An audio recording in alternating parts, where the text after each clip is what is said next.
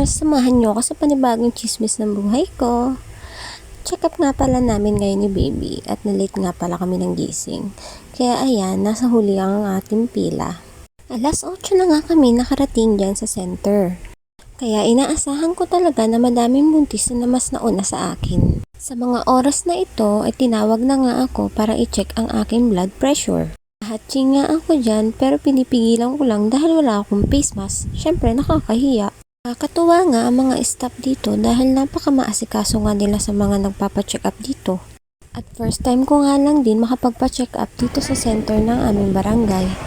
Pinagbubuntis ko ang aking pangalawa ay sa hospital talaga ako nagpapacheck up. At kung alam ko lang talaga na libre lang lahat dito sa center ay dito na ako nagpa-check up. Nasa huli talaga ang pagsisisi, no?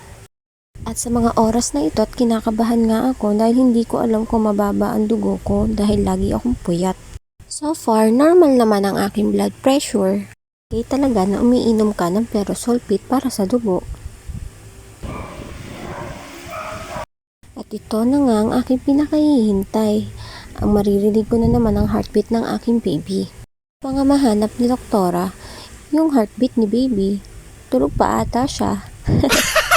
Siguro dahil nakataas ang legs ko, kaya sinabihan ako ni doktora na ibaba ko yung legs ko para ma-relax daw yung tiyan ko. At ayan na nga at naririnig na namin ang heartbeat ni baby.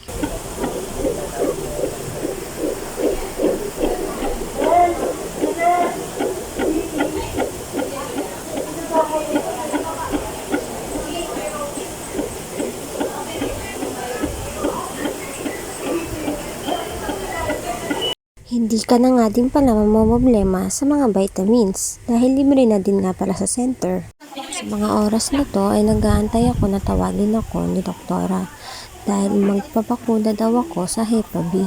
Protection daw ito para sa amin ni baby pag nanganak ako. Maya-maya nga itinawag na ako ni ate doon sa loob na magtuturok sa akin. Nag-antay din ako dyan ng mga ilang minuto para ako na yung kuturokan nila. Oras na nga din pala kami dito sa center dahil nga nahuli ako ng dating. Kaya tiyaga talaga. Maya-maya nga ay dumating na si ate at sinabi niya sa akin na doon daw ako tuturukan at hindi daw dito. Kaya ang ending, si doktora din pala magtuturok sa akin.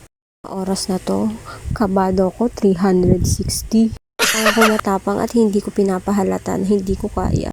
Medyo masakit din siya, no? Kaya sa mga mami dyan, ihanda nyo ang sarili nyo. Hindi lang turok ni Mister ang matitikman nyo. Siyempre, pati turok ng karayom pag nabuo na yung baby nyo.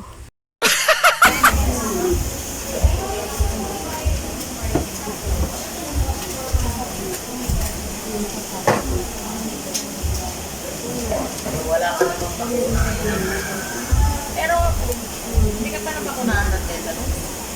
Na-injection lang ka na ng tetanus kasi ano.